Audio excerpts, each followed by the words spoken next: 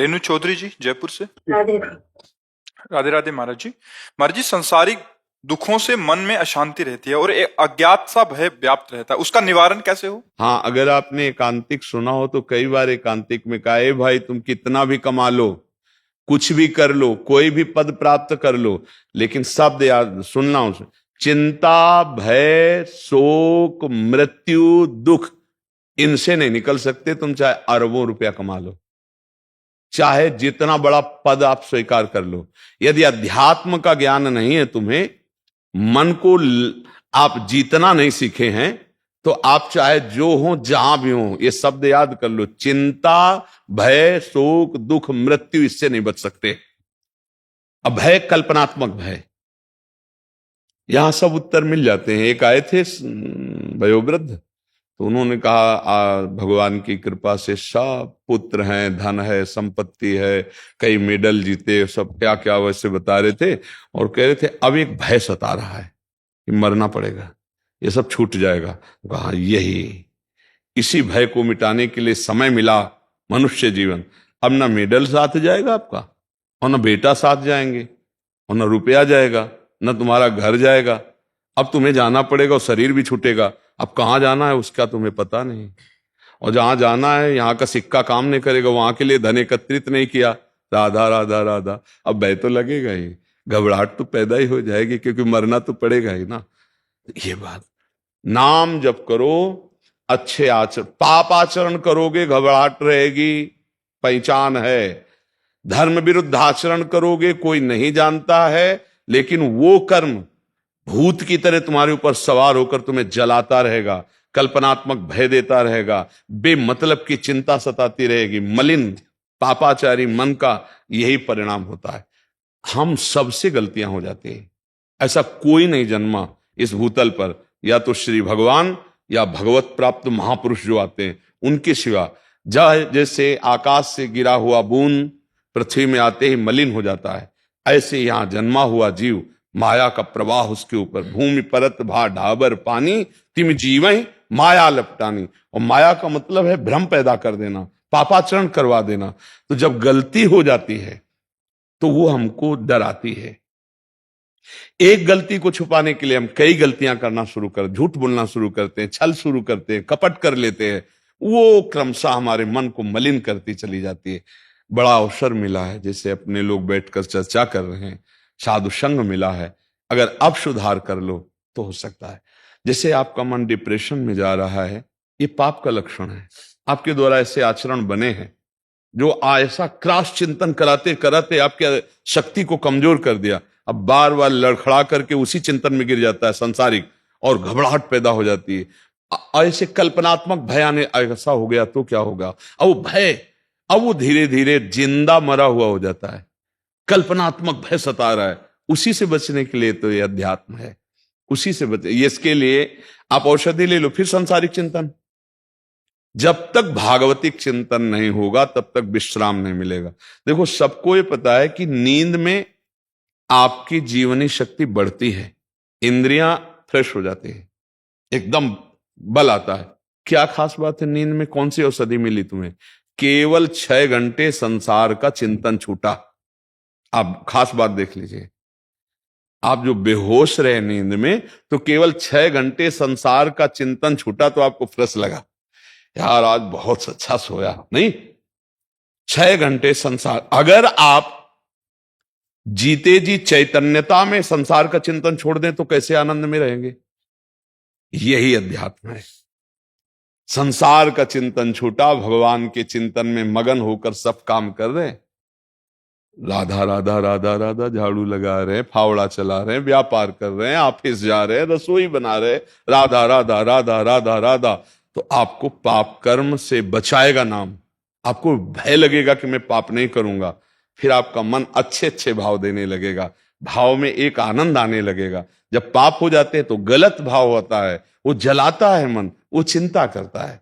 क्या प्रश्न था महाराज जी? इनका था कि संसारिक दुखों से मन में अशांति रहती है, एक अज्ञात भय रहता है, निवारण कैसे? हाँ, उसका ने बताया ना, राधा राधा राधा राधा परम औषधि। भूल कर कोई पापाचरण ना हो। देखो, कुछ गृहस्थी में ऐसे भयानक पाप बन जाते हैं जिनको आप समझते हुए भी नहीं समझते।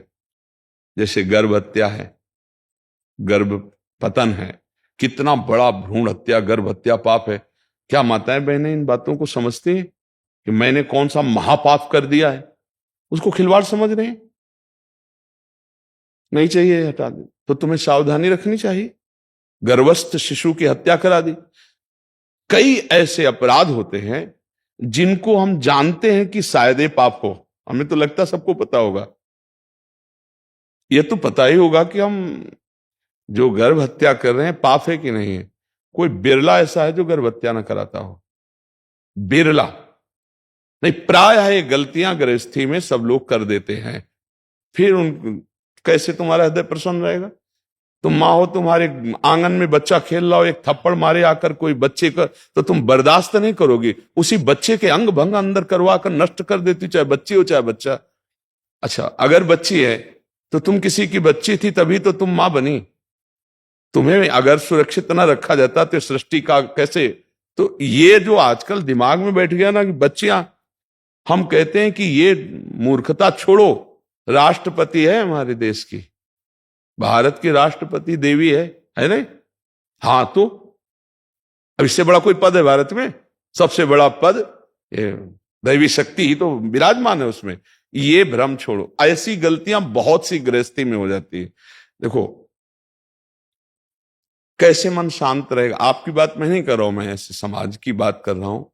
नई अवस्था 13, 14, 15, 16, 17, 18, 20, ये अवस्था पवित्र रहने की है, भ्रष्ट होने की नहीं है।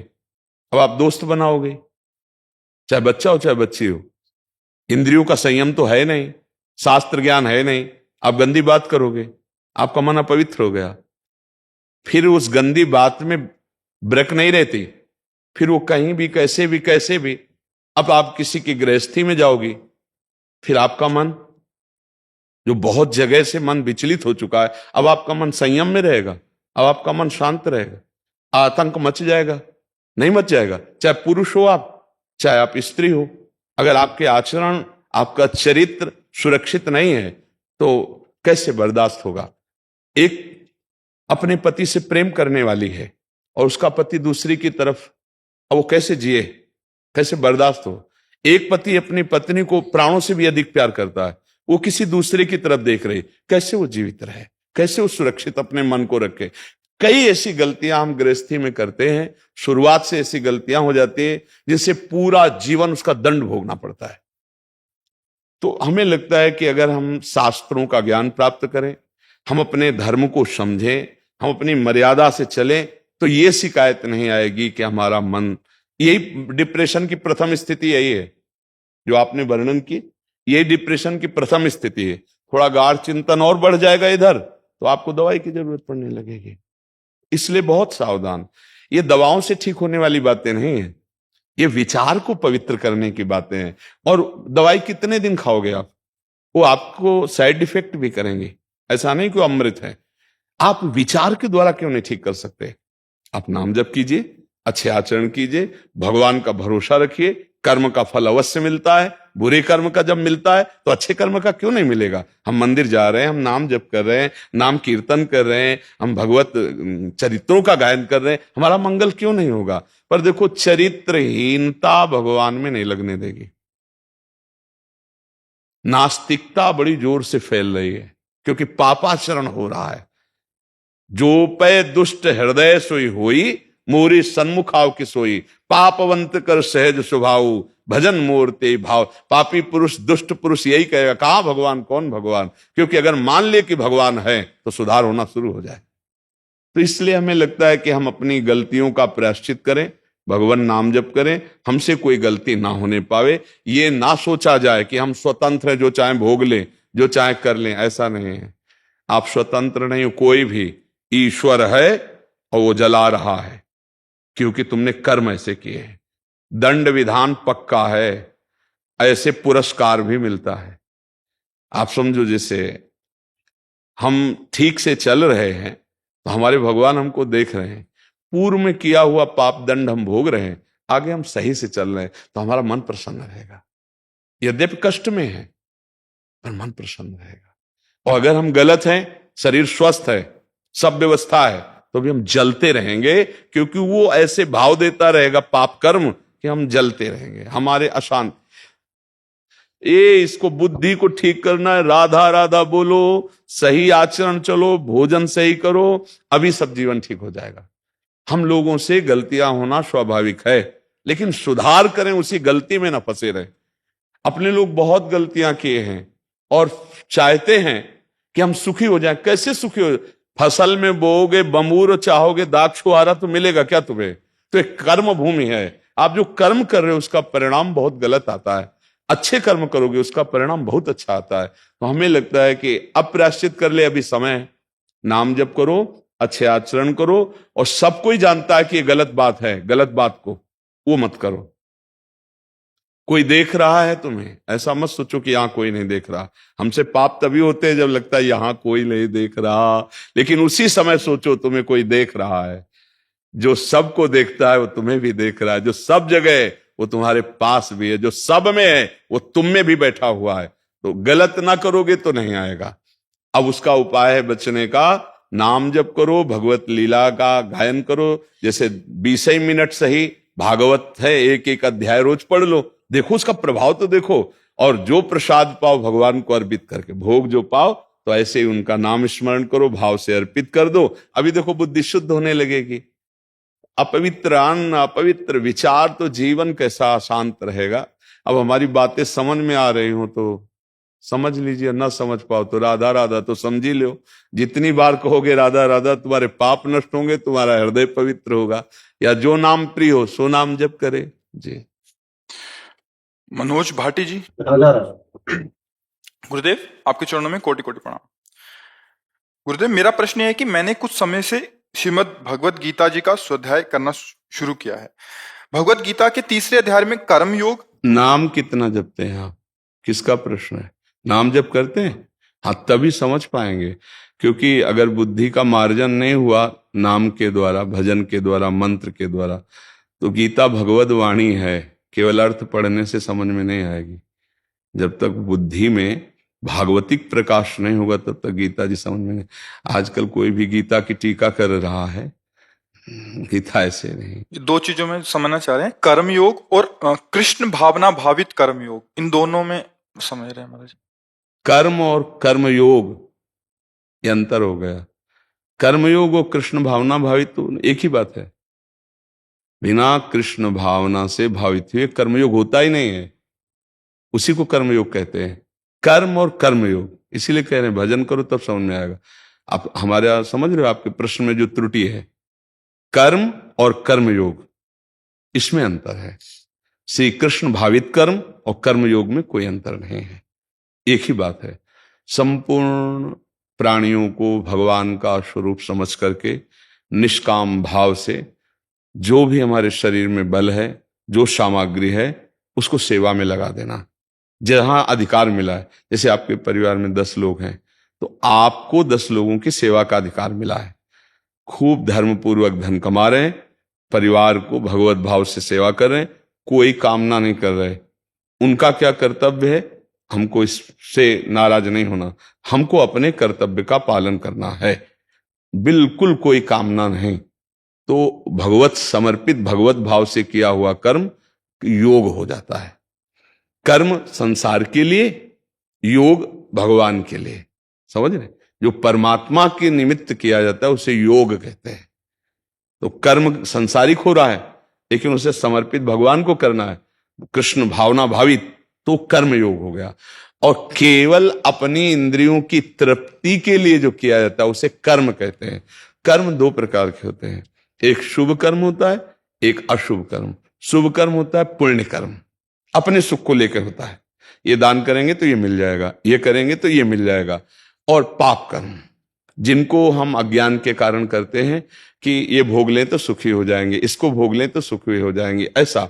तो ये निषिद्ध कर्म, पाप कर्म तो बिल्कुल त्याज्य है। और जो शुभ कर्म है उनको भगवत अर्पित कर दे, क्योंकि शुभ कर्म भी बंधन कारक है। जैसे एक पाप कर्म है तो लोहे की जंजीर है, शुभ कर्म है तो सोने की जंजीर, पर बंधे दोनों में है, दोनों से मुक्त होना है। अगर शुभ और अशुभ कर्म होते रहे तो हम मुक्त नहीं हो पाएंगे। अवश्य में भोक्तव्यम कृतम कर्म शुभाशुभम, शुभ और अशुभ कर्म दोनों भोगने पड़ेंगे। तो हम दोनों से मुक्त कैसे हो? निषिद्ध कर्म तो करना नहीं, और जो शुभ कर्म कर रहे हैं, शास्त्र सम्मत कर्म कर रहे हैं, उनको भगवान को अर्पित कर देते हैं। वो जगत भगवत स्वरूप है। ऐसी भावना से हम, जो परिवार है, जो समुदाय है, जहां मुझे जो व्यक्ति मिलता है, तो वाणी के द्वारा, शरीर के द्वारा, मन के द्वारा हम उसे सुख पहुंचाने की चेष्टा करते हैं। ये कर्मयोग हो गया। ये भगवत प्राप्ति कराने में समर्थ है। आप समझ पाए? नरेंद्र कुमार जी हरियाणा से। श्री राधा। राधा वल्लभ श्री हरिवंश महाराज जी, आपके चरणों में कोटि कोटि प्रणाम। महाराज जी, क्या प्रारब्धवश ही संन्यास या गृहस्थ आश्रम प्राप्त होता है, या क्या भजन से? इसमें पूर्व प्रारब्ध ही होता है, क्योंकि जैसे ये जीवन था तो उस समय मुझे कोई ज्ञान तो था नहीं कि गृहस्थ धर्म क्या होता है, विरक्त धर्म क्या होता है। पूर्व प्रारब्ध ने, जो पूर्व में भजन हुआ होगा, उसी ने प्रेरित किया। जैसे हम कक्षा 4-5 में पढ़ते थे, तो स्वभाव, उस समय हमें ज्ञान तो है नहीं, स्वाभाविक 10 चालीसा का पाठ करना देव मंदिर में जाकर के। जब कक्षा 8 में आए तो बार बार ये चिंतन होना, माँ का शरीर नहीं रहेगा, पिता का शरीर नहीं रहेगा, इन सब का। आखिरकार मेरा प्यारा कौन है, हम किससे प्रेम करें, ये तो सब जाने वाला है। अब ये कौन विचार दे रहा था। फिर कक्षा 9 में जब थे तो गांव में भागवत हुई। जब 7 दिन भागवत सुना, बच्चे ही थे, निर्णय हो गया कि वास्तविक प्यार तो श्री भगवान से होता है। बस हाई स्कूल में फॉर्म नहीं भरा, भाग पड़े घर से। अब इसमें हम कहाँ थे, हमारा विचार, या हमको कोई समझाने वाला, या हमको कोई, तो विरक्त मार्ग जो मिला हमें, तो हमारे पूर्व भजन की प्रेरणा से मिला। अब प्रारब्ध ने हमको सतमार्ग में लगाया। प्रारब्ध कहते पूर्व के किए हुए कर्म। अब हम अगर इस जन्म में असत कर्म करने लगे, विचार हुए, भगवत मार्ग में आए, और तीव्रता बढ़ी, अब मुझे भगवत प्राप्ति करनी है, संतों का सानिध्य मिला, तो जो आग चिंगारी थी वो ज्वाला बन गई, अब मुझे भगवत प्राप्ति। ऐसे ही पूर्व का मलिन प्रारब्ध, ऐसे मित्र बना दिए जो पापाचरण में की शिक्षा दी, वो पापाचरण की चिंगारी डाली और ज्वाला बन गए, भयंकर वो दुष्ट स्वभाव वाले कुल राक्षसी वृत्ति को धारण कर लिए। पूर्व प्रारब्ध ने उनको मोड़ दिया। अब कृपावशात यदि उनको साधु संग मिल गया, उनको लगा मेरे से बहुत गलती हो गई, और सब छोड़ करके सतमार्ग में चले, वो महात्मा बन गए। महात्मा मार्ग में चले, पूर्व पुण्य प्रारब्ध को संग मिल गया, भ्रष्ट हो गए, पतित हो गए। दोनों बातें देखनी है। पूर्व का शुभ और अशुभ प्रारब्ध एक बार तुम्हें खड़ा करेगा, गंदी जगह में या अच्छी जगह में। अब इसके आगे की यात्रा जो है, अब आप निश्चय करो, पशु नहीं हो कि जो प्रारब्ध में लिखा वही भोगना है। अब आप आगे भजन करके प्रारब्ध को मिटा सकते हैं, या नवीन गंदा या अच्छा प्रारब्ध की रचना करते हैं। ये दोनों बातें मनुष्य जीवन में है। आपको जैसे गृहस्थी में मिला, अब यहां नवीन प्रारब्ध की रचना करो कि पूरे परिवार को भगवत स्वरूप मानकर, धर्म की कमाई के द्वारा परिवार की सेवा करते हुए, नाम जप करते हुए, अंदर से भावना, नाथ सकल संपदा तुम्हारी, मैं सेवक समेत सुतनारी, हर कर्म भगवान को समर्पित।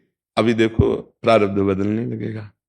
अभी मंगल भवन भगवान की कृपा से सुख, अंदर आंतरिक सुख की वृद्धि होने लगेगी। बाहर के दुख की तो कोई परवाह नहीं है। बाहर का दुख कितना भी आवे, अगर अंदर हृदय आनंदित है तो कोई फर्क नहीं पड़ता। और बाहर का दुख और अंदर की जलन, अशांति, फिर तो इसीलिए बावरा मनुष्य हो जाता है, जिसे कहते हैं डिप्रेशन में चला गया, पागलपन छा जाता है, वो ऐसे पापाचरण, भयंकर हिंसा आदि दोष कर बैठता है। इसलिए हम कोई पशु नहीं कि हम केवल प्रारब्ध के अनुसार चलें। पहला था कि विरक्त और गृहस्थ क्या प्रारब्ध से होते हैं, तो पूर्व का भजन उसको प्रेरित करता है, पूर्व का पाप कर्म उसको प्रेरित करता है, पूर्व की आसक्ति उसको प्रेरित करती है। लेकिन प्रेरणा होने के बाद चलना कितना है, अब ये आपके ऊपर छूट गया। अब आप गृहस्थ में हैं तो भजन के द्वारा भगवत प्राप्ति कर सकते हैं। राधा राधा राधा और सत्कार्य, कमाए हुए धन से परिवार की पवित्र सेवा, भगवत भाव से उसे अर्पित कर देना, नाम जप करना। जो राष्ट्र सेवा, समाज सेवा, जो सेवा वो भगवत सेवा, उसको भगवान को अर्पित करना और पुनः नाम जप करना, वो भगवत प्राप्त हो जाएगा, जीवन संभाल लेगा। केवल प्रारब्ध का भोग पशु करते, मनुष्य नहीं। मनुष्य अपने भजन बल से, तप बल से प्रारब्ध को बदलता है, तभी तो भगवत प्राप्ति। हमारे भाग्य में थोड़ी लिखा था कि भगवान मिल जाएंगे, हमारे भाग्य में थोड़ी लिखा था कि हम वृंदावन आकर के ऐसे जीवन व्यतीत करेंगे। भाग्य ने मोड़ दिया हमें विरक्ति का। अब इसके बाद तुम पसंद क्या करते हो? पुनः वही पापाचरण पसंद करते हो या पुनः तपस्या के द्वारा भगवत भजन आगे बढ़ाकर बढ़ना चाहते हो? ये आपके लिए छूट है। अब अगर आपने शास्त्र सम्मत आचरण किए तो उन्नति हो जाएगी, शास्त्र विरुद्ध आचरण किए तो अवनति हो जाएगी। यही बात विरक्ति में, यही बात गृहस्थी में। आपको समझ में आ रहा है? हाँ, हम पशु नहीं है कि हमारे जो प्रारब्ध में लिखा है वही भोगते चले जाएं। नहीं, हम नवीन प्रारब्ध की रचना करेंगे। तभी तो मनुष्य जन्म क्यों कहा गया दुर्लभो मानुषो देहो। इससे बड़ा दुर्लभ, बड़े भाग मानुष तन पावा, सुर दुर्लभ शद ग्रंथन गावा। सुर माने देवता, देवताओं को ये दुर्लभ है, मनुष्य दे। अरे वो जब चलते हैं तो सुगंध फैल जाती है। जो स्वर्ग के देवता हैं वो जहां से निकलते हैं तो वातावरण सुगंधित हो जाता है।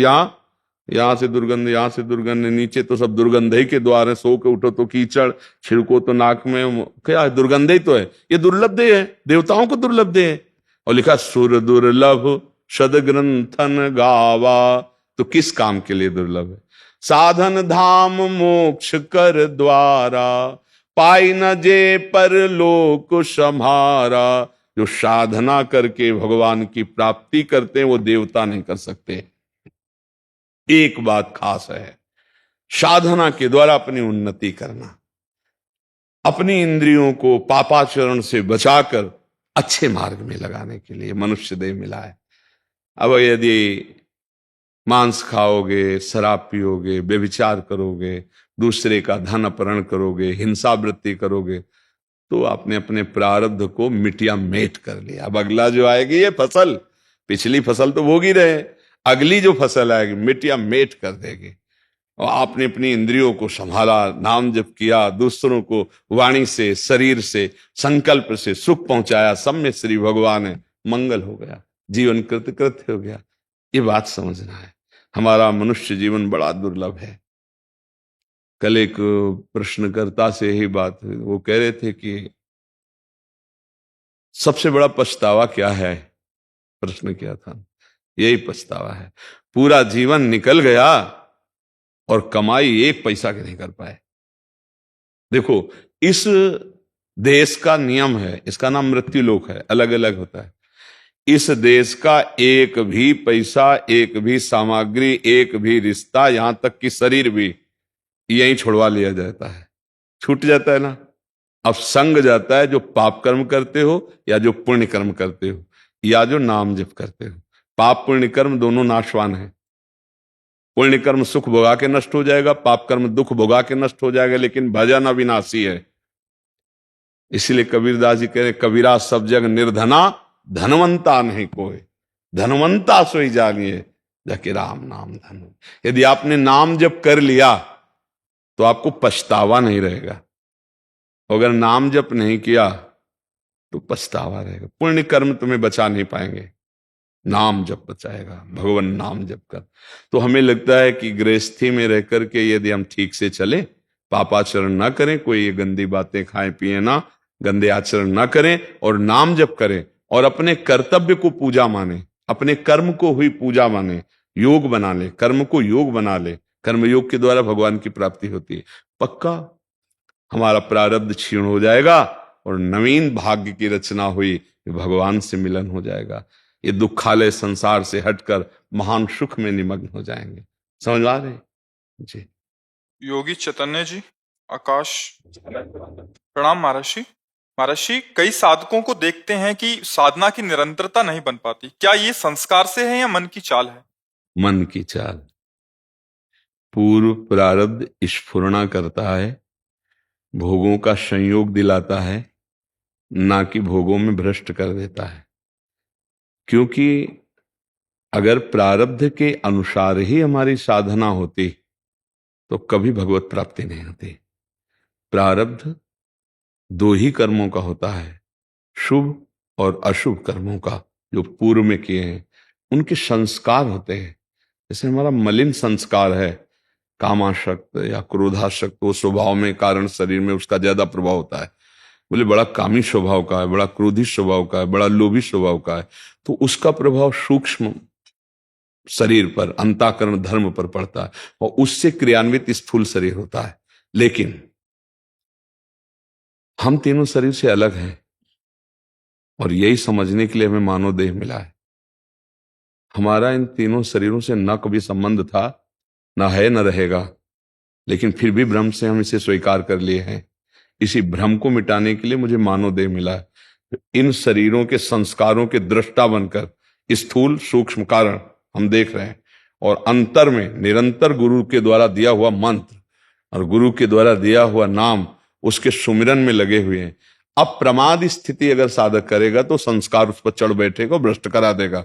और अगर मंत्र बल है, नाम बल है, साधना बल है, तो उनको भस्म करके वो अपने स्वरूप में स्थित होगा या भगवत प्राप्ति करेगा। साधक की प्रमाद स्थिति ही उसको भ्रष्ट करती है, ना कि उसका प्रारब्ध। इतना बलवान प्रारब्ध नहीं है कि पुरुषार्थ को रौंद दे। ये पुरुषार्थ कोई प्राकृतिक नहीं है, यह अविनाशी चिदानंद मार्ग है, जो इन सब काम क्रोध लोभ मोह मद मत्सर को, पहले शब्दों का ध्यान रखना, भोग का संयोग उपस्थित करना, भोग की स्फुरणा करना, किसी भी प्रारब्ध, लेकिन भोगना ये प्रमाद है, वर्तमान। हाँ ये प्रमाद। जो प्रमाद स्थिति साधक स्वीकार किए हुए है वो आगे नहीं बढ़ पाएगा। इसलिए आहार विहार संग चिंतन, इन्हीं के द्वारा हमारा युद्ध हो रहा है ना। पूर्व अशुभ संस्कारों से हमारा युद्ध हो रहा है। हम प्रतिपल युद्ध में तैनात है, रात दिन लड़ाई लड़ रहे हैं, तभी तो विजय श्री मिलती है। इन्हीं से तो लड़ रहे हैं। और लड़ना किससे? हमारा पूर्वाभ्यास भोगों का, हमारा पूर्वाभ्यास शरीर राग, हमारा पूर्वाभ्यास मान सम्मान का, इसी का तो नाश करना है। वो उपस्थित हो रहे हैं, लेकिन साधक अंतर्दृष्टि से, दृष्टाभाव से उनको काटता चला जा रहा है, और जो काट ना पाया तो वो उसे काट के गिरा देते हैं। अगर हम उस स्फुरणा में तन्मयता धारण करते हैं, साधक और संसारी में अंतर होता है। स्फुरणा प्रारब्ध से संस्कार से आई। हाँ ये है। उसको लेना न लेना वर्तमान में साधक की संगति और उसका वर्तमान की साधना। हाँ, उसका विवेक, अगर विवेक प्रवीण है, मार देगा, उस स्फुरणा को मार देगा, संकल्प बनने ही नहीं देगा। और अगर स्फुरणा और संकल्प, तो क्रिया को नहीं रोक सकते। फिर क्रिया तुम्हारे बस की नहीं रह गई। फिर अगर स्फुरणा को रोक दिया, संकल्प नहीं बनने पाया, तो फिर क्रिया तक पहुंच ही नहीं पाएंगे। नहीं तो बिना क्रिया के भी नष्ट हो जाएगा साधक, बिना क्रिया के भी। जैसे काम का संकल्प बढ़ा तो मनोवाह नाड़ी है, वो मंथन करके आपके ब्रह्मचर्य को नष्ट कर देगी, क्रिया हो या ना हो। ये सूक्ष्म विषय है। अखंडता में जैसे साधना की देखा गया, प्रारंभ तो हम बहुत सारे साधक कर लेते हैं, लेकिन अखंडता बनाए रखना बहुत कठिन होता है। इसमें ये बात है कि साधना प्रारंभ का लक्ष्य क्या है? हाँ, भगवत प्राप्ति। वो आप नहीं जानते ना, आप अपने हृदय की बात जानते हैं ना, लोगों की। हाँ हाँ, कहते हो जबान से कि भगवत प्राप्ति। एक बात कह रहा हूं, मतलब आपकी बात नहीं कह रहा हूं। जैसे हम लोग कहते हैं भगवत प्राप्ति, लेकिन हमारा लक्ष्य क्या है? अगर भगवत प्राप्ति है तो तुम राजी कैसे हो गए रुपए में? तुम राजी कैसे हो गए भोग में? भगवान से बढ़कर भोग को समझ लिया। एक तरफ श्री भगवान बैठे हैं और एक तरफ भोग सामग्री है त्रिभुवन की। आप किसी भी वस्तु व्यक्ति स्थान के प्रभाव से भगवान का विस्मरण कर दिए तो बड़ा कौन हुआ? वो वस्तु व्यक्ति स्थान हुआ ना। तो आप भगवत प्राप्ति के लिए आप चले कहां थे? आप तो भगवत प्राप्ति का लक्ष्य जब हो जाएगा तो किसी की ताकत नहीं है कि वो भगवान से उसको विलक कर सके। त्रिभुवन की राज्य लक्ष्मी देने पर भी जो आधे पल के लिए भगवान का विस्मरण नहीं करता, वो भगवत प्राप्ति के लक्ष्य का साधक है। आप विचार करके देखिए। अच्छा, फिर वही संकल्प अखंडता लाएगा। देखो महाराज जी, इसमें सबसे बड़ी बात होती है, आग क्या है आपके अंदर, लगन क्या है। हाँ, वो फिर बर्दाश्त नहीं होता। जैसे हृदय में सारी स्फुरणाएं होती है, ऐसा नहीं होता कि काम स्फुरणा नहीं, क्रोध स्फुरणा, सब होती है।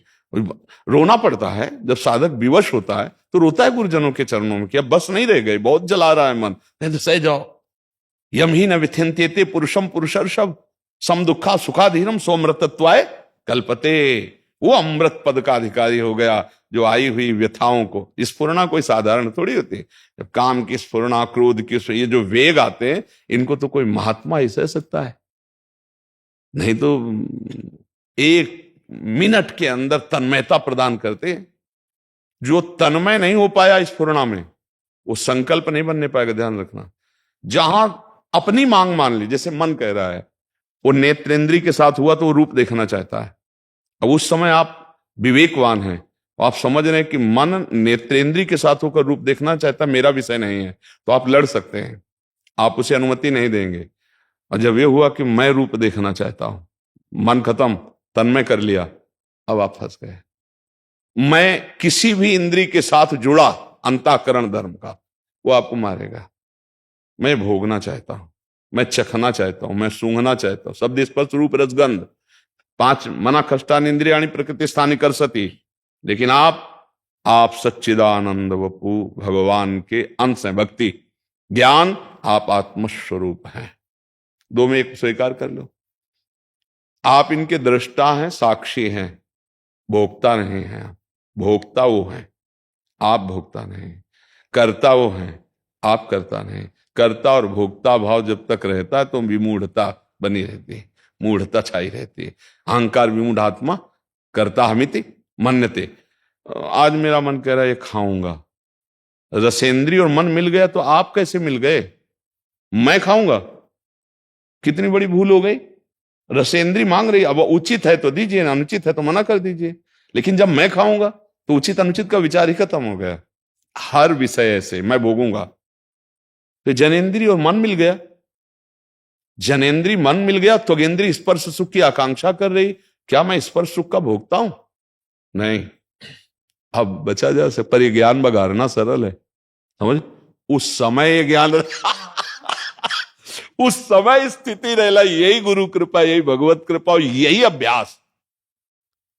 ऐसा नहीं कि अभ्यास में अभ्यास योग युक्त चेतसा नान्यगामिना, श्री भगवान कह रहे हैं ऐसा अभ्यास किया जाए। वो अभ्यास से अपर लक्ष्य दृढ़ हो जाए, हमारा लक्ष्य हो जाए भगवत प्राप्ति। हम लोग कहते हैं भगवत प्राप्ति का लक्ष्य भाव, लेकिन हृदय में होता नहीं, महत्व किसी और का चला जाता। हाँ, महत्व यदि भगवत प्राप्ति को, तो बर्दाश्त ही नहीं होगा। कोई सुख सुविधा बर्दाश्त नहीं होगी, चिड़ मचेगी, चिड़ मचेगी। मतलब एक साधक का स्वभाव एक जिद्दी स्वभाव होता है, एक वीर स्वभाव होता है, एक बहादुर स्वभाव होता है। वो लड़ना पसंद करता है, वो कायरता से परास्त होना पसंद नहीं करता। 100 बार घुटने टेक देगा तो भी खड़ा होगा कि नहीं, तुझे मारूंगा, तू हमें कब तक मारेगा, मैं अविनाशी हूं, कब तक तू मारेगा देखता हूं। नहीं, इस बार फंसा लिया, अब नहीं फंसा पाएगा, फिर चूक हो गई, अच्छा तो फिर कहां से चूक हुई, वो हर बात को देखता है।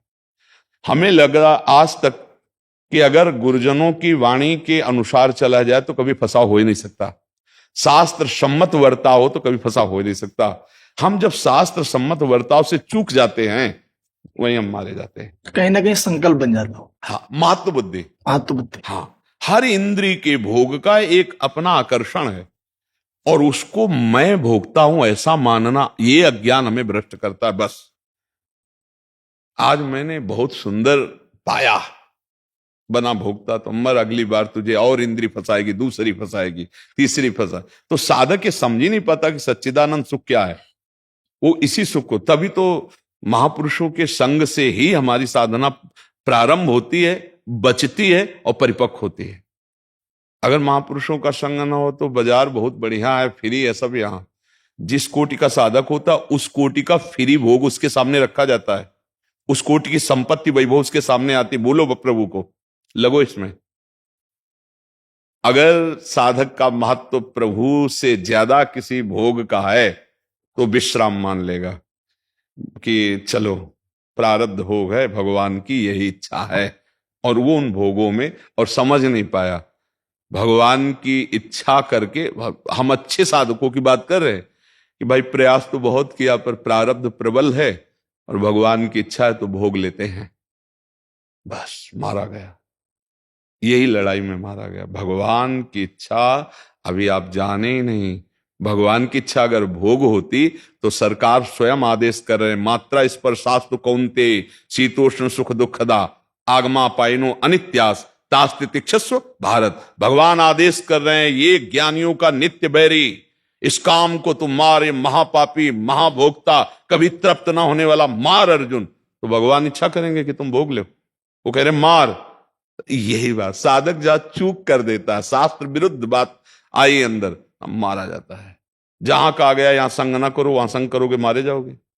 अब ये आपने कहा महापुरुषों का संग, तो इसमें जैसे कई साधक होते हैं महापुरुषों का संग नहीं मिल पा रहा है, तो उन्हें एकांत में रहना चाहिए, अकेले फिर रहना चाहिए? इस नए साधक को एकांत सेवन नहीं करना चाहिए। नए साधक को महापुरुष नहीं मिले हैं भी तो एकांत में नहीं रहना चाहिए? हाँ, महापुरुषों के वचन, जैसे आप गीता पृष्ठ से पूज्य भाई जी महाराज, पूज्य राधा बाबा, पूज्य श्री जयदयाल गोविंदका जी, पूज्य श्री स्वामी राम सुखदास जी महाराज, ये ऐसे महापुरुष हैं जिनके एक वचन में आज तक कभी संशय नहीं हुआ।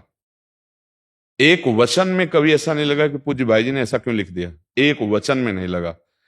और जैसे अपने सन्यास मार्ग में जब थे तो पूज्यपाद उड़िया बाबा, उनके वचन हमारा जीवन, हमारे मित्र, हमारा सर्वस्व रहा है। तो गंगा किनारे अकिंचन भाव से रहते थे, पर एक छोटी सी झोली में पूज्य बाबा की वाणी, उड़िया बाबा का उपदेश, वो हमारा जीवन सूत्र रहा है। जहां कहीं भी तो बस हर समय तो महापुरुषों का कई तरह से सानिध्य लिया जाता है। प्रगट सानिध्य लिया जाता है, उनकी वाणी का सानिध्य लिया जाता है, और उनके चिंतन का सानिध्य लिया जाता है। भाई जी महाराज, पूज्य बाबा, राधा बाबा, उड़िया बाबा, ये कहीं गए थोड़ी है। एक महाराज जी, मैंने भी पत्र में लिख के उड़िया जी महाराज का, उड़िया बाबा जी का, जब यह ध्याता ध्यान में ध्येय रूप हो जाए, पूरो जानो ध्यान तब जामे संशय ना, मैंने भी लिख के रखा था। यही है। तो महापुरुषों का आदर्श अगर आप वचन मान करके चलेंगे तो कभी भ्रष्ट नहीं होने देंगे। संन्यास मार्ग के आदर्श पूज्यपाद श्री उड़िया बाबा, और फिर भक्ति का प्रारंभ हुआ पूज्य श्री भाई जी श्री हनुमान प्रसाद पोद्दार जी महाराज। और जब उन्हीं के आदेश से उन्होंने श्री राधा माधव चिंतन नामक एक ग्रंथ में लिखा है, जब भाव बढ़े तो फिर युगल सरकार की उपासना के जो रस संप्रदाय है उससे, तो उन्हीं की प्रेरणा से ये, तो फिर सदगुरुदेव भगवान, बिना आदर्श के हम एक कदम नहीं चल सकते। हमारा आदर्श पुरुष होना चाहिए। जो आदर्श महापुरुषों को आगे रखता है उसे कोई परास्त नहीं कर सकता है। हर समय हम किसी महापुरुष के साथ थोड़ी बैठे रहते हैं, वो हमारे यहां रहते हैं। दिमाग, भाई जी ने कहा ये, राधा बाबा ने कहा ये, गुरुदेव भगवान ये बोले, हर क्रिया हर चेष्टा में छाए रहते हैं दिमाग में। हम महापुरुषों के बिना एक कदम भी नहीं चल सकते, इसे सानिध्य कहते हैं। एकांत में साधक अगर रहेगा तो विचार किसी समय उसे कुविचार में बदल सकते हैं साधक। इसलिए आसपास कहीं ना कहीं साधु महात्माओं का सानिध्य होना चाहिए, क्योंकि प्रगट के सानिध्य के बिना विचार हमारे, तो बहुत अच्छा साधक है जो अपने को विचारों से पवित्र रख सके, क्योंकि विचारों में जहर है अहंकार। अहंकार, हाँ, करता भाव। हाँ, इस जहर से साधक तो मुक्त हुआ नहीं तो सिद्ध हो जाता। तो इसके लिए महापुरुषों का बहुत सानिध्य है। उनके सामने आधा करता भाव तो ऐसी दबा रहेगा। हाँ, तो इसलिए, हाँ इसीलिए, और नहीं उसमें एक और भय रहता है ना, कि जैसे सिटी स्कैन होना है तो पता चल जाएगा ना कि तुम्हारा काम तो अब उनकी दृष्टि के सामने गए, मानो सिटी स्कैन हो रहा है, तो डर लगता है कि अगर कोई गलती चूक भी हुई तो उनकी दृष्टि में जाने पर ही, मतलब, तो हमको हर समय सावधान रहना कि कोई चूक ना हो। और जब हम उनके पास पहुंचते हैं प्रगट में, धूल धूसरित हो जाता है सारा साधन का बल। क्या इनकी साधना के आगे हमारी क्या है, और प्रेरणा भी मिलती है बहुत। हाँ, तो वहां जाते तिनकी संगति रहत जाति कुल मद सब नंसई, उनकी संगति मात से सारे अहंकार की धज्जियां उड़ जाती हैं। उनका प्रभाव ऐसा होता है। तो जो हम विचारों से बचना चाहते हैं, अपने पक्ष को बचा सकते हैं, उसी में जहर भरा हुआ है। विचारों में अहंकार जहर है। जैसे परिवार में ममता जहर है, भोगों में आसक्ति जहर है, ऐसे विचारों में अहंकार जहर है। अगर ये जहर हट जाए तो विचार हमें बचा सकता है, लेकिन अहंकार है, कर्तृत्व अभिमान है, मैं ऐसा साधक, मैं ऐसा, बहुत बुरी तरह गिरता है साधक, बहुत बुरी तरह गिरता है। क्यों? क्योंकि वो अपने में गुण का आरोप करके दूसरों में दोष देखने लगता है। ये साधक ये तो ऐसे बहुत बुरी तरह गिरता है। भगवान बचाए परदोष दर्शन से। पर दोष दर्शन और कथन चौपट कर देता साधना को।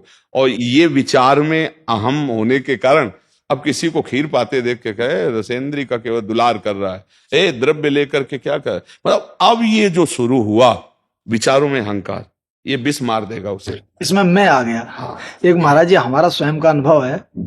पहले तो कई वर्ष हो गए अभी तो जब मैं था तब हरि नहीं लगता था, पहले समझ में आ गया लेकिन आया नहीं था। अब जाके थोड़ा थोड़ा समझ में आया है कि मरे बिना मुक्ति नहीं मिलेगी। हाँ, कई बार कहा जीवित मरिए भवजल तरिए, मरना पड़ेगा। इसमें जो मरने का मतलब है उसका तात्पर्य इच्छा रहित हो जाता है। हाँ, कोई इच्छा हमारे मन में न रह जाए। और ये तभी होती है निज सुख बिन मन होए की थीरा।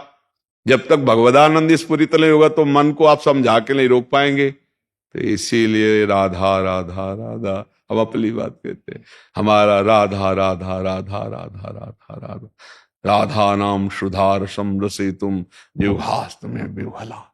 हर समय नाम का चिंतन चल रहा है और नाम बल से कोई असत आचरण ना हो। बस स्थिति कहीं आनी नहीं महाराज, कुछ उपजना नहीं है। आप बताइए, कुछ उपजना नहीं, सब माल रखा हुआ है। बस चाबी लगा लीजिए, खोल लीजिए, आप धनी हो गए। वही चाबी गुरु जी देते हैं, गुरु वही चाबी देते हैं। अगर गुरु मंत्र गुरु नाम आप सच्ची मानना, चाहे जितना पढ़ा लिखा ज्ञान हो, माया के आक्रमण के आगे उसका प्रयोग नहीं होता। दूसरों को सुनाने का होता है, लेकिन जब आक्रमण होता है, भोग सानिध्य, तब उस ज्ञान का प्रयोग नहीं होता। समझ रहे?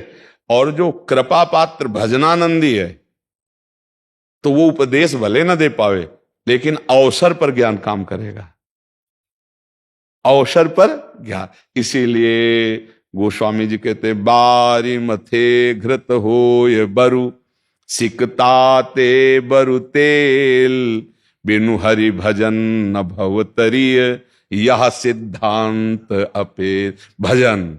राधा राधा राधा, कृष्ण कृष्ण कृष्ण राम, जो भी नाम भगवत प्रिय, खूब नाम जप करे, चाहे जिस मार्ग का पथिक हो। जैसे मनुष्य संन्यास है, प्रणव ओंकार में वृत्ति कर ले, तो ओम भी तो भगवान का ही स्वरूप है, भगवान का ही स्वरूप है प्रणव। भगवान के निराकार साकार सब स्वरूप हैं। अगर निराकार उपासना में तो प्रणव जैसे, जब तो प्रणव में तन्मयता हो जाए तो प्रणव त्रिगुणातीत है, तो त्रिगुणातीत ये तीनों शरीरों से ऊपर आपको उठाने की शक्ति दे देगा। अब तभी आप त्रिगुणातीत हैं, पर छूटत कठिनाई प्रणव। जैसे प्रेम, तो प्रेम मूल यह नाम है, प्रेमी रसिक जपत यह नाम, प्रेम मगन निज बन विश्राम, हर समय प्रेम, राधा राधा राधा राधा। अब जैसे प्रणव है, जपो तो निर्विकारता और कठोरता हृदय में आएगी, और राधा राधा राधा तो निर्विकारता और सरसता हृदय में आएगी। अंतर होता है, हर नाम का अपना प्रभाव होता है। रोना आएगा, प्रणव में कभी रोना नहीं आ सकता, क्योंकि रहे प्रणव में रोना नहीं, किसी भी परिस्थिति में नहीं। दैन्य तो छू नहीं जाता, विनय तो है ही नहीं, करुणा तो स्पर्श ही नहीं करे, क्योंकि उसी से आए मार्ग में। हमें किसी के बनारस में प्रणव चलता था। वो तो उपासना ही थी ला, भगवा वस्त्र में थे, नैष्ठिक ब्रह्मचर्य के बाद महावाक्य के बाद सन्यास, तो कहीं सवाल ही नहीं था। हमारे जीवन का परिवर्तन काशी से, रास से हुआ है। रास पूज्य भाई जी से हनुमान प्रसाद पोद्दार जी का उत्सव था, तो वहां अंध विश्वविद्यालय है काशी में, वाराणसी में, तो वहां 1 महीने श्री राम शर्मा जी ने चैतन्य लीला और रास लीला की थी। पधार गए श्री राम शर्मा, तो उस समय तुलसी घाट में बैठे हुए थे, पद्मासन लगाए हुए। तो एक संत भगवान आए, बोले चलो रास हो रही है। तो उनका हमारी रुचि नहीं। बोले कभी देखा? हमका कभी नहीं देखा। बोले चलिए, हमका हमारी रुचि नहीं है, आप क्यों हमें परेशान करते हैं, तो एक बार देख लीजिए। तो हमें लगा जैसे गांव में रामलीला होती है, ऐसे रासलीला कोई होती होगी, हमें मतलब परिचय नहीं था। तो उन्होंने कहा कि एक बार चलिए, हमें लगा कि यही तो पास की बात है, चलते हैं, भागवती हित होगा। संत कह रहे हैं, महादेव जी की प्रेरणा, गए बैठे। वो मतलब फंसाना था ना उनको।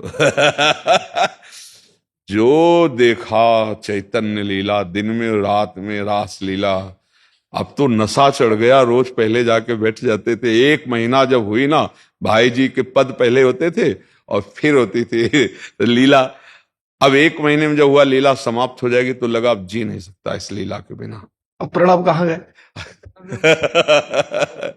यही इनका खेल होता है। इसमें भगवद आकर्षण, इसमें ज्ञान विज्ञान काम नहीं करता, इसमें भगवद आकर्षण होता है। तो कहीं ना कहीं महाराज जी निर्विकार से रसो वैसा श्रेष्ठ होगा, तभी तो जीवन इस तरफ आए। हाँ, बात इसमें ये होती कि कहीं ना कहीं महादेव जी की इसमें कृपा और प्रेरणा हम देखते हैं कि जा पर कृपा न करें पुरारी, सो न पाओ मुनि भगत हारी। हम कभी राधा नाम नहीं लिया, हम कभी किशोरी किशोर को नहीं जानते थे। बस जीवन की शुरुआत ऐसी हुई, रो पड़े। पहली बार हम काशी में रोए थे श्री राम शर्मा के आगे कि मुझे रख लो, जो आप कहोगे सेवा करेंगे, बस जहां जहां रास हो मुझे देखने का। उनको बाबा तू एक बार वृंदावन आ जा, बिहारी जी कभी छोड़ेंगे नहीं। तो बस बिहारी जी पकड़ लिए, अब वही पकड़े हुए हैं, बस यही है। हमें ये लगता है कि या तो स्वयं विवेक के द्वारा निर्णय कर ले, नहीं तो ऐसे हो जाए। अगर ऐसे हो जाए तो फिर हरि चलाने लगते हैं।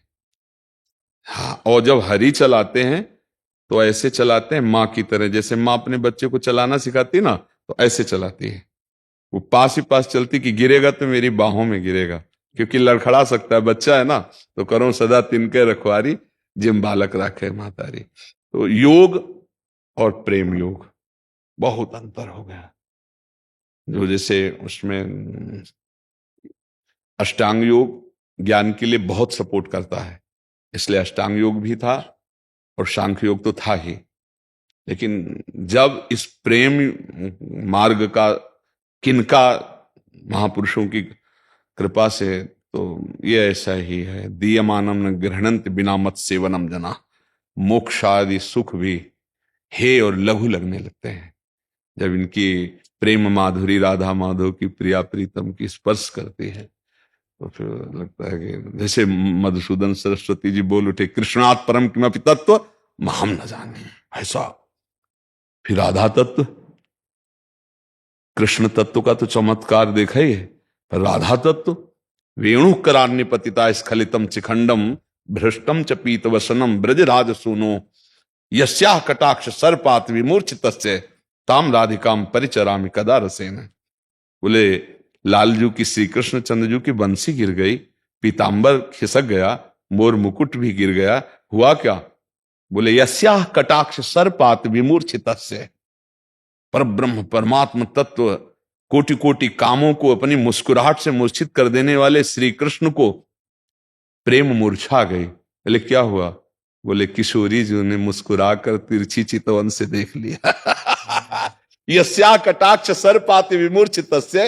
अच्छा, ये हमारी बात नहीं, कट्टर सन्यासी राधा बाबा, कट्टर सन्यासी। कट्टर शब्द का मतलब कि कहीं भी शास्त्र के जरा भी एक मात्रा का भी उल्लंघन न करने वाले ऐसे महापुरुष।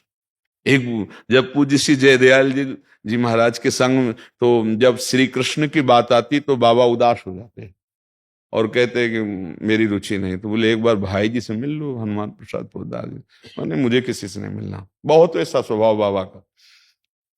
पर संयोगवशात एक बार जब गीता प्रेस के दर्शन के लिए आए तो पता चला कि भाई जी, बस इतना स्पर्श किया था भाई जी ने। वो ऐसे दाता हैं कि पैर छू के देते। ऐसे दाता ले दिखाई दिए, पैर छुआ के देने वाले तो दिखाई दिए, लेकिन पैर छू के देने वाले नहीं। पैर छू के चरण स्पर्श के राधा बाबा के, क्योंकि आश्रम वेश से, गृहस्थ वेश में, संन्यास वेश में, आखिरी जीवन बाबा का राधा ही राधा राधा राधा राधा राधा। ये है कुछ। कभी कभी ऐसे दिग्गजों को जो, तो उनको अपने रस में निमग्न कर देते हैं प्रभु। इसमें किसी का ज्ञान बल काम नहीं करता। यहां जैसे बाबा को बोध संपन्न महापुरुष है राधा बाबा, लेकिन ज्ञान काम नहीं किया, जबरदस्ती बलात् श्री कृष्ण की रूप माधुरी, बलात् भाव का प्रवेश, ये महापुरुषों के संग। सौरभ चौहान जी भोपाल से। राधा वल्लभ श्रीवंश। राधा वल्लभ श्री हरिवंश महाराज जी, दंडवत प्रणाम। महाराज जी, आपकी कृपा से कर्तव्यों को देखते हुए माता पिता की आज्ञा से प्रवृत्ति मार्ग से भगवत प्राप्ति के लिए आगे बढ़ रहा हूं। महाराज जी, खुद को मिटाकर आपको पाना चाहता हूं, आपको कैसे पाऊं? खुद को मिटाने की भावना आ गई तो पाने में देर नहीं लगा जाता, पर खुद को मिटाने का तात्पर्य है कि यंत्र बन जाना। जैसे यंत्र में कोई संकल्प नहीं होता, जैसा यंत्री चलाता वैसा चलता है, ऐसे अब जोई काहें करें हम सोई, आयस लिए चले निज दासी, मन क्रम वचन त्रिशुद्ध सकल मत हम श्री हित हरिवंश उपासी। मन से, वचन से, कर्म से गुरुदेव की आज्ञा, शास्त्र आज्ञा में जीवन को समर्पित कर देने वाला अहम त्यागी होता है, और अहम त्यागी को भगवत साक्षात्कार बहुत जल्दी हो जाता है। समझ रहे ना? खुद को मिटाने का मतलब शरीर को कष्ट देना नहीं है। हम शरीर ही नहीं हैं, शरीर एक यात्रा के लिए गाड़ी मिली है भगवत प्राप्ति के लिए। इसको उचित भोजन, उचित वस्त्र, उत्तम आचरण और अंदर उत्तम विचार, शास्त्र का स्वाध्याय, संतों का संग, कर्तव्य का पालन, अपने आप का अहम गुरुदेव के चरणों में, इष्ट के चरणों में समर्पित हो जाता है, वो जीवन मुक्त महापुरुष हो जाता है। नाम जप करो, संतों की आज्ञा में रहो। संतों की आज्ञा जो शास्त्र सम्मत हो, वो शास्त्र सम्मत ही संत आज्ञा मानी जाती है। शास्त्र सम्मत आज्ञा का पालन करो और अपने कर्तव्य में दृढ़ रहो। और कर्तव्य करते समय सोचो, भगवान के द्वारा दी हुई बुद्धि बल से भगवान की प्रसन्नता के लिए ये कार्य कर रहा हूं। मेरे में सामर्थ्य नहीं है, मेरे श्री भगवान अंदर बैठकर करवा रहे हैं, और उस कर्म को भगवान को समर्पित कर दो, बस हो गया, आम समर्पित हो जाएगा। ठीक है? हाँ, जो इन 5 बातों को जीवन में उतार लेता है उसका अहम समर्पित हो जाता है। वेदो नित्यम अधेयताम, शास्त्रों का रोज स्वाध्याय करना। संगा सत्सु विधीयताम, महापुरुषों का संग करना, संत महापुरुषों का संग करना। महावाक्यार्थस्य विचार्यताम, जो महापुरुषों ने वचन कहे उनका चिंतन करना, उनकी आज्ञा के अनुसार चलना। समझ रहे? और इसके बाद एकांते सुखमाश्यताम, एकांत में सुखासन में बैठ करके नाम मंत्र रूप जो ध्यान कर पाओ उसमें तन्मय होना। फिर लिखा है कि पवित्र अन्न के द्वारा, भिक्षान्नम औषधम क्षुध व्याधिस चिकित्सताम, भूख मिटाने के लिए अगर गृहस्थ में है तो धर्म के द्वारा कमाए हुए पवित्र अन्न से, अगर विरक्त में है तो भिक्षान्न के द्वारा। भिक्षा कई तरह की होती है हम अपने लोगों में, जैसे एक होती है मधुकरी भिक्षा, घर घर जाकर के 5 घरों से रोटी मांग के खाना। एक होती आकाश वृत्ति, हम बैठे किसी से मांगेंगे नहीं, जो आ जाएगा उसी से हम अपना भरण पोषण करेंगे, उसी से हम अपना कार्य करेंगे, इसे आकाश वृत्ति कहते हैं। एक होती अजगर वृत्ति, लेटा हुआ है सामने मुंह के जो आ गया। संतों की अलग अलग होती वृत्ति। तो ये गृहस्थी की धर्म पूर्वक कमाई से, वो किसी का दान पुण्य भंडारा ये सब न स्वीकार करे, स्वयं मेहनत की कमाई से वो जो नमक रोटी बने वो खाए और धर्म का पालन करे, तो उसका अहम गलित हो जाएगा, भगवान को प्राप्त हो जाएगा। नाम जप करे, साधु संग करे, ऐसा करे।